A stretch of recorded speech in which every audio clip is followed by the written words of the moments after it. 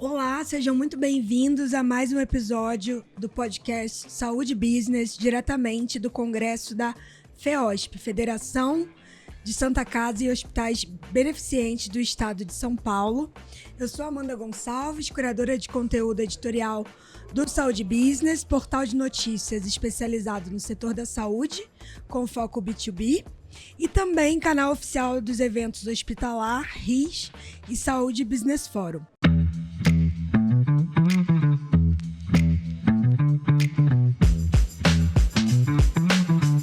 Hoje vamos conversar sobre iniciativas voltadas para a saúde pública do Estado de São Paulo e como a FEOSP se encaixa nesse contexto. E para falar sobre esse assunto, vamos falar com quem é de direito. Estou aqui com o secretário da Saúde do Estado de São Paulo, Eleusis Paiva. Seja muito bem-vindo. Obrigada pela presença. Eu que agradeço, Amanda. Prazer grande estar aqui com você. Muito obrigada, secretário. Para a gente começar, eu queria saber como que o senhor avalia hoje a saúde atual no Estado de São Paulo. Saúde é sempre um grande desafio, Amanda. Por mais que a gente faça, sempre tem mais para fazer do que foi feito.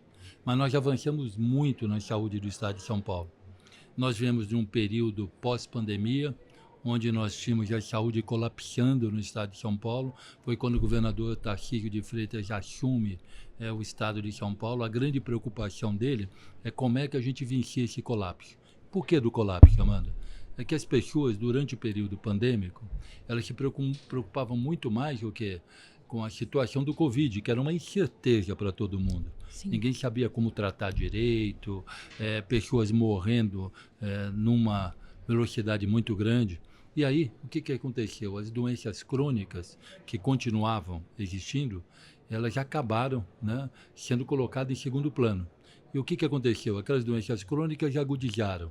Então a gente ia para as urgências e emergências cada vez mais lotadas. Sim. Os pacientes agudizavam e não conseguia se andar, por exemplo, com a fila eletiva, né, de casos não urgentes. Porque a urgência aumentava e a fila eletiva não andava. O governador Tarcísio cobrava o que, olha, nós precisamos de mudar.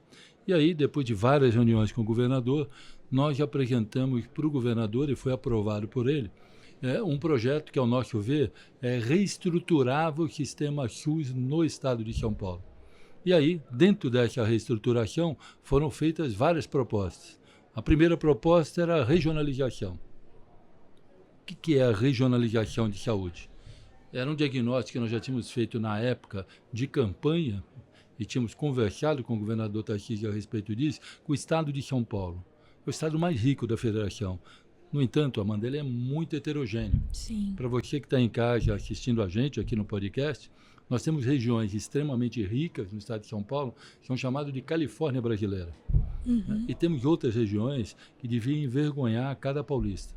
Tamanho, a deficiência e baixo IDH que a gente vê com estruturas de saúde, estruturas de educação, né, deploráveis. Então, o que nós entendemos? Que não dava para colocar a mesma gestão de saúde em cada região.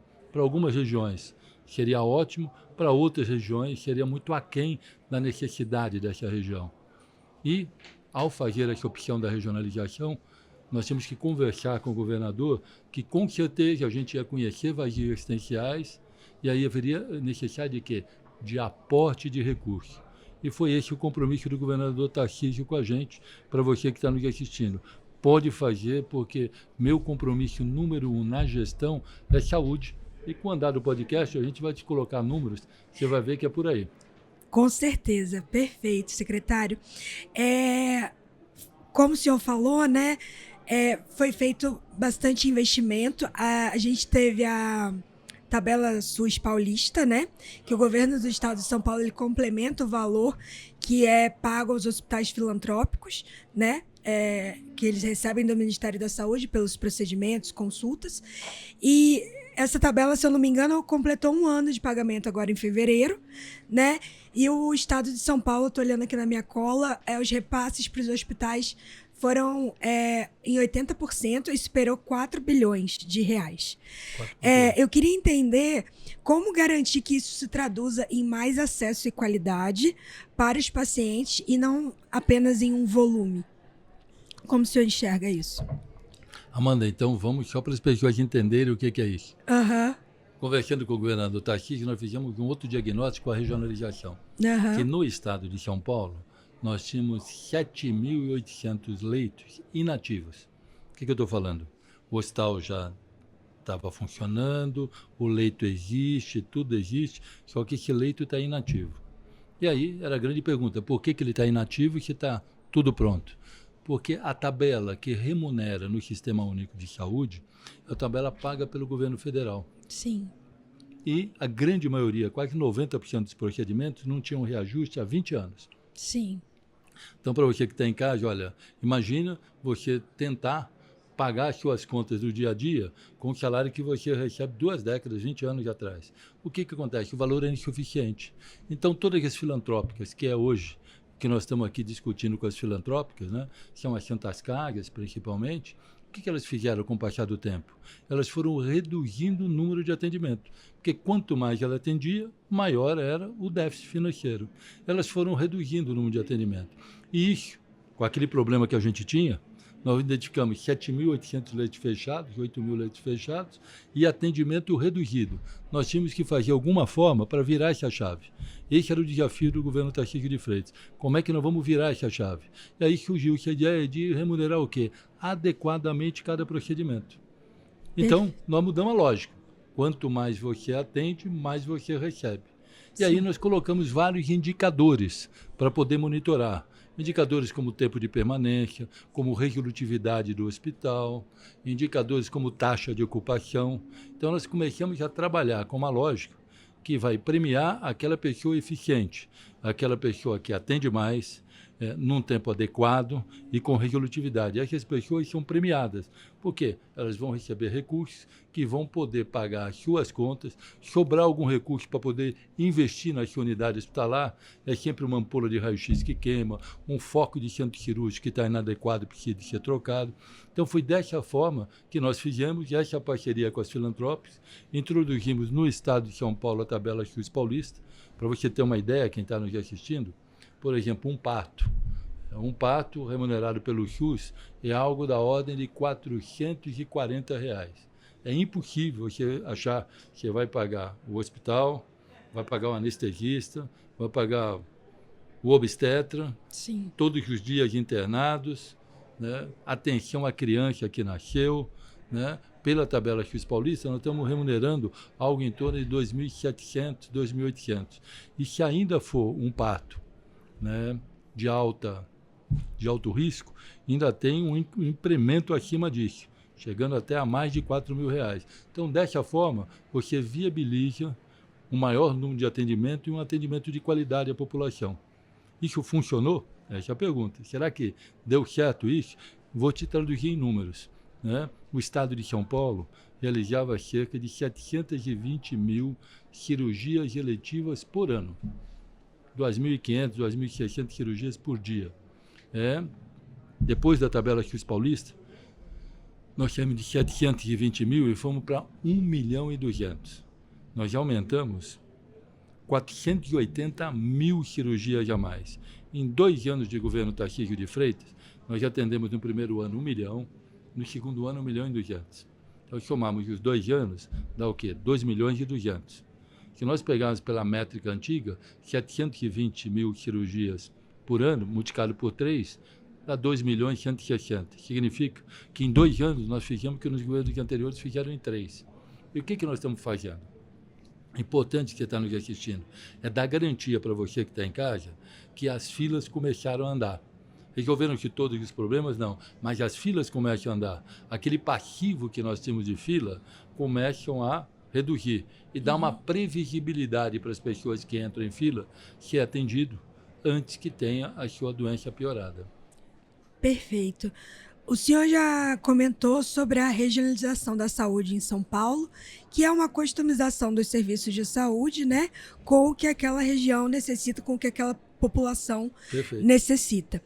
Queria saber quais avanços o senhor destaca que já foram conquistados, tanto do lado da gestão da instituição de saúde, quanto principalmente para quem é de maior interessado, né, o paciente, o usuário do SUS.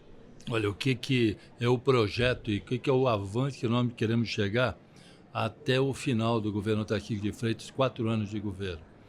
O governador Tarcísio pôs uma métrica: saúde perto de você. Nós estamos montando um modelo e conhecendo melhor cada região do estado para que as pessoas sejam atendidas perto da sua região. Que a pessoa não possa sair, por exemplo, vamos dar um exemplo, de Campinas para ser atendida em Barretos, ou sair de Barretos para ser atendido em São José dos Campos, que muitas vezes ocorre. Então, o que nós estamos fazendo? Nós estamos conhecendo a região, e ao conhecer a região, a gente conhece o que é a demanda que existe na região de determinados procedimentos. Se eu conheço a demanda, eu tenho que fazer o quê? Fazer a oferta, no mínimo, igual à demanda. Nesse momento, eu tenho que ofertar mais do que a demanda. Por quê? Porque eu tenho um passivo, eu tenho um número de casos para trás muito grande. Então, eu tenho que ofertar mais do que a demanda. Com isso, está existindo um esforço do Estado em levar determinadas especialidades, equipar os hospitais com determinadas tecnologias para que a gente possa cada vez mais ofertar a necessidade daquela região e que a gente possa tratar as pessoas, em 99% dos casos, na própria região, a pessoa não tem que se deslocar tanto. Perfeito. Isso também otimiza os custos, né, do paciente, sim. com transporte, Transporte enfim, sanitário, logística, tudo. Né, uma série de coisas. Perfeito.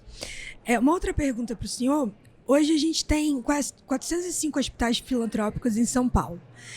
Eu queria saber quais os principais impactos que a tabela SUS paulista hoje trouxe no financiamento dos hospitais filantrópicos. Olha, você, no início da entrevista, você deu esse dado, né? Na realidade, o que para nós, sob o ponto de vista de gestão, era meio inaceitável. E nós levamos isso para o governador Tarcísio. Na realidade, como é que era feito antes? Antes que recebia uma tabela, como já falamos, desatualizada há quase 20 anos, e existiam alguns programas do Estado, como Mais Santa Casa Sustentável, que dava subvenção às filantrópicas. Recebiam subvenção. Só que era muito estranho que a gente pegava hospitais com o mesmo perfil, com o mesmo número de leitos, com o mesmo atendimento, um recebia X, o outro recebia 3X. Então, não existia uma lógica. A lógica era muito mais a força política de cada região, de parlamentares, de uma série de coisas. E nós entendemos que saúde não é projeto de governo, é projeto de Estado. Portanto, independente da região, independente da política local, dos representantes que são importantes para a região, nós temos que tratar a política como uma política de Estado. Portanto, acabou esse incentivo no Estado de São Paulo. Agora nós não temos mais incentivo. A partir do momento que você remunera adequadamente, não tem por que não se justifica você dar um incentivo para aquele procedimento. Então, atualmente, toda a estrutura da Secretaria é voltada para que cada filantrópica, cada Santa Casa, na realidade, atendidos pela tabela SUS paulista, são cerca de 800 filantrópicas no Estado. E todo o valor gasto, que é algo quase próximo a 5 bilhões de reais, 4,8 bilhões, tudo isso, quem entrar no site da Secretaria e clicar em tabela SUS paulista, vai ter o valor gasto por filantrópica, por mês, a justificativa de estar sendo gasto aquele valor, o número de atendimento, o tempo de ocupação, a resolutividade, número de mortalidade em cada unidade. Então, com isso, a gente dá transparência. Primeiro, a gente faz gestão. Sim. A gente vê a necessidade em cada lugar. E segundo, tão importante como a gestão, é você dar transparência de dados. É dinheiro público? Nós trabalhamos, o governador Tarcísio trabalha com essa meta, da transparência, onde está gastando, por que está gastando, para qualquer cidadão do estado de São Paulo ter esse acesso, coisa que no passado não existia. Ótimo, muito bem. Agora falando um pouquinho do papel da FEOSP em todo esse diagnóstico, planejamento, né, da regionalização, tabela SUS paulista, queria entender o peso e a relevância que a FEOSP tem para vocês do governo, né? E principalmente o papel dela no interior do estado, né? Que são as cidades que necessitam mais, né? Porque na capital a gente sabe que as coisas são mais fáceis, né? De se chegar, né? Ter acesso. Mais fácil ou mais difícil? Eu não sei, né? Mas, na realidade, você faz uma fotografia muito clara o papel das filantrópicas no estado de São Paulo é praticamente impossível você pensar em assistência à saúde, tanto sob o ponto de vista de oferta como do ponto de vista de qualidade, se você não tiver uma atuação muito clara das filantrópicas. Por isso a importância de remunerar adequadamente para dar sustentabilidade econômica para esse setor. Porque se esse setor ruir, que é o que estava acontecendo, nós vamos ficar com desassistência no interior do estado. Uhum. Então esse é o primeiro ponto. Segundo ponto importante, nos outros projetos que tentaram fazer discussões de regionalização, o que acontecia? Normalmente ia o gestor estadual e o gestor municipal, quer dizer, secretário de Estado com a equipe, secretários municipais com a sua equipe e os prefeitos.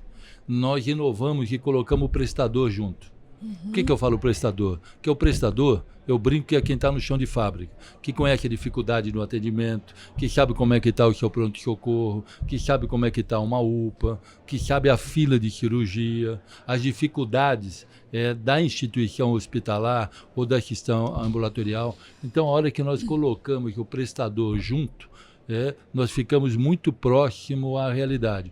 E esse foi o papel da FEOSP, levar as Santas Casas para as discussões que nós tivemos regionais, e eles participaram ativamente.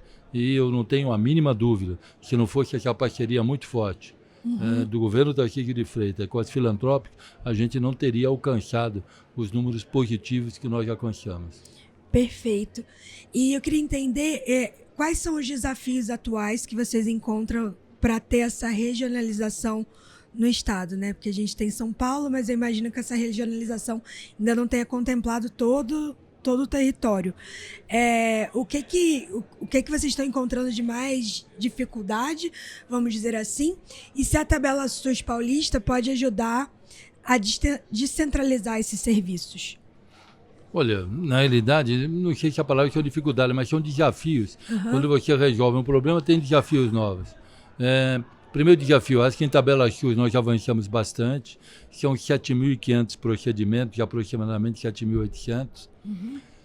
Depois que nós lançamos, você em meses readequar valores de 7.800 procedimentos, sempre podemos cometer algum equívoco e nós não temos nenhum compromisso com o mal feito.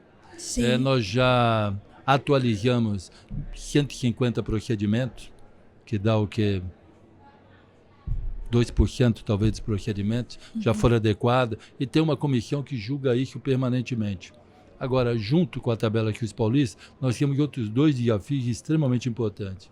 O primeiro é a parte de atenção básica, que não tem nada com a rede hospitalar, mas é a mudança dos indicadores de saúde do Estado, passa muito por uma atenção básica qualificada. Para fazer essa atenção básica, o Estado de São Paulo começou uma parceria grande com os municípios do Estado.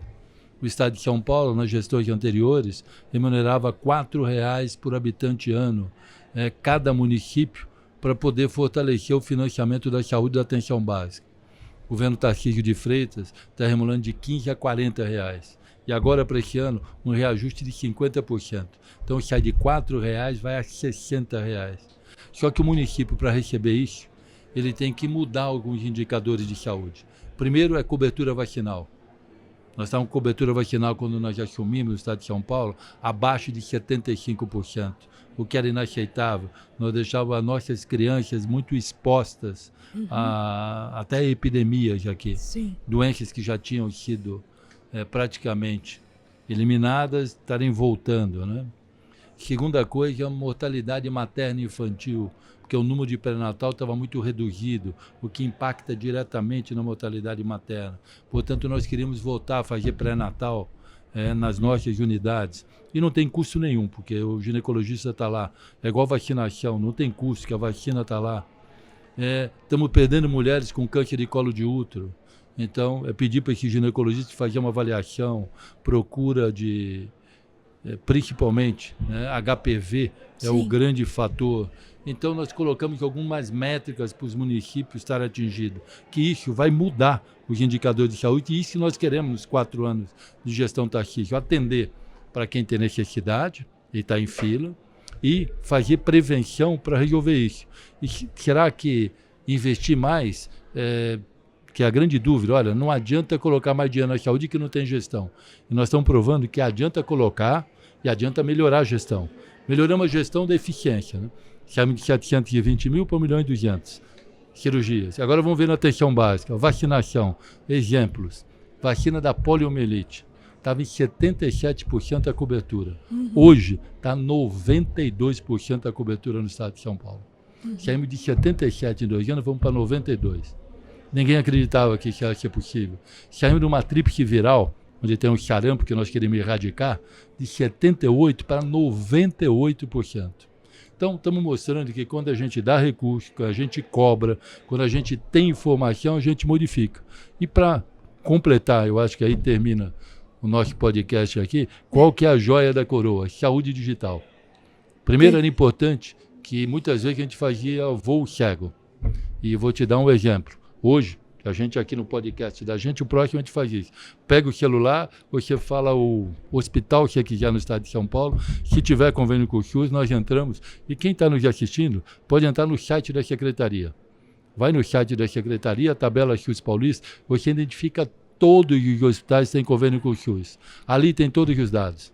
Tempo de permanência, ali tem número de pessoas internadas, quanto aumentou de um mês para o outro, quanto aumentou deste ano comparado ao ano anterior, aos 2 últimos anos, qual é a taxa de ocupação do hospital, qual o índice de mortalidade do hospital, taxa de ocupação de unidade de terapia intensiva. Então, com todos esses dados, a gestão fica mais próxima de você e é mais fácil para a tomada de decisão. Então, você toma decisão e você já acompanha no mês seguinte se essas decisões são a mesma forma nós estamos fazendo na atenção básica. Então, eu acho que saúde digital, primeiro, ajuda muito a dar transparência. Você pode, qualquer cidadão pode ter esse dado. Segundo, melhora a gestão. E, principalmente, nas áreas onde a gente está fazendo teleatendimento, normalmente toda a incorporação de tecnologia na área de saúde, o gestor treme, porque ela sempre traz um custo a mais para o sistema. Uma das poucas coisas que eu vi, né, esses 40 anos meu de medicina, que a incorporação de tecnologia está trazendo o contrário, redução de gasto. É justamente saúde digital. E aí a gente vai olhar, por exemplo, prontuário eletrônico, o quanto se economiza de exames se há necessidade de estar sendo repetido. Ou teleatendimento, que é feito numa unidade básica de saúde, por exemplo, um tele-APS, em que você resolve o problema da pessoa à distância, sem precisar de ter uma força de trabalho naquele local. Ou tele-UTI, que nós estamos fazendo, está reduzindo 20% o tempo de permanência da pessoa na UTI. Melhorando resolutividade, também taxa de mortalidade, ou telechap, teleatendimento às pessoas privadas de liberdade. Nós não precisamos de tirar aquela pessoa de uma unidade de detenção para poder, tratando na rede, pode tratar. Então, eu acho que esses são os grandes desafios. Eu acho que saúde digital avançamos muito, uma parceria forte com a Universidade de São Paulo, com o Hospital das Clínicas, num primeiro momento. Agora nós estamos abrindo essa parceria para as 9 instituições públicas. Perfeito. HC USP, São Paulo, HC Ribeirão, Unesp, Botucatu, Unicamp, Marília, Famema, Famerp, Rio Preto, UFSCar, São Carlos, Escola Paulista. Então, é com parcerias que eu que eu tenho certeza Sim. que o governo Tarcísio de Freitas vai poder fazer uma entrega cada vez melhor. Ótimo. Só uma última pergunta para a gente encerrar, secretário. A remuneração via tabela SUS Paulista, ela depende do Tesouro Estadual, né? Existe algum risco desse dinheiro vir a faltar ou ter que ser direcionado para outra coisa? E se vocês têm um plano de contingência caso isso aconteça? Olha, primeira coisa, né? A gente pode falar pelo governo Tarcísio de Freitas. Sim, né? claro. Eu acho que quem introduziu isso é o governador Tarcísio de Freitas. O nosso governo, com certeza, isso é uma realidade. Eu acredito que avanços sociais é muito difícil, mesmo entrando um outro governo, tá alterando isso. Posso garantir para você que no nosso governo isso é fato consumado. Perfeito. A segunda coisa que é importante é o seguinte: avançamos até na LESP, num projeto de lei que permitiu a migração, se necessário for, de 5% a mais da educação que poderia atender a saúde ou não, mas sem perder o critério social. Como é que era? Educação tinha o 25%, que é o que está na Constituição, mais 5% que o Estado de São Paulo havia colocado. Então era 30% e 12% mínimo, estou falando de mínimos, né, condicionais, na saúde. Juntando os dois era 42%. Os 42% do orçamento continua. A flexibilidade dele pode aumentar. Então eu não acredito, mesmo outros governos futuros, entendeu? O governante tem a ousadia de retirar dinheiro da saúde. Eu acho que esse avanço é o grande mérito do governador Tarcísio. Ele conseguiu romper barreiras, conseguiu romper paradigmas na área de saúde e colocar um projeto novo em São Paulo, que, ao meu ver, deve ser provavelmente embrião para que outros estados comecem também a usar metodologias semelhantes. Perfeito, era exatamente isso que eu ia falar, que sirva de exemplo, de inspiração para outras regiões e a gente consiga ter uma saúde mais efetiva, mais resolutiva em todo o país. Quero agradecer muito a presença do senhor, o tempo, tá bom? Muito obrigada. E a você que ficou com a gente aqui até o fim, obrigada pela sua audiência e eu te encontro no próximo episódio. Até lá!